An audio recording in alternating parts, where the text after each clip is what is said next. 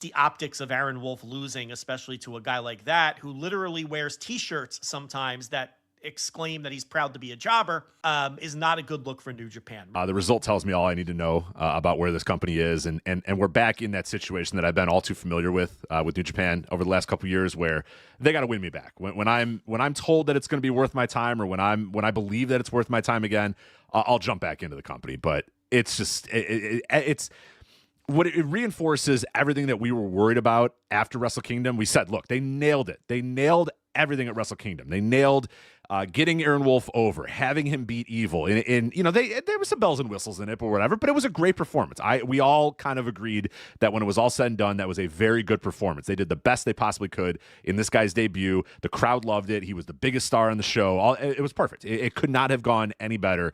And then we said, well, we do know that this means he's locked in with the House of Torture for the rest of the year, right? And some people were like, I don't know about that. And we're like, no, it's obvious that that's what's going to happen, and we're just waiting for it to happen.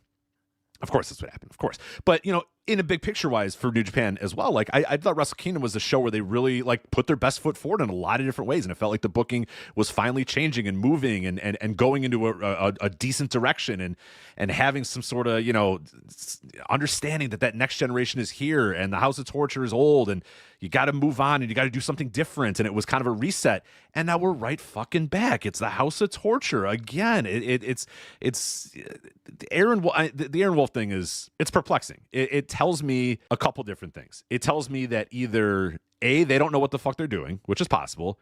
B, they think this guy sucks so much that they have to cover him up with all bells and whistles, and they don't trust him to do any sort of match with any sort of wrestler anywhere on the card. He can't do a singles match with anybody. He must only be able to do House of Torture stuff because he is so fucking terrible at wrestling.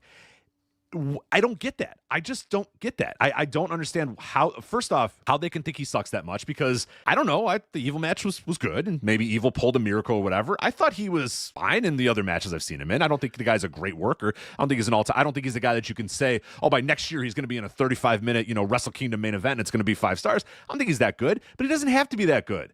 He doesn't have to be that level of a worker just yet. People want to see this guy. In Japan, people want to see them. In America, people want to see him. The guy has buzz. The guy has buzz in the West. The guy has buzz, locally in Japan. They want to watch him on TV. They want to buy tickets to see him.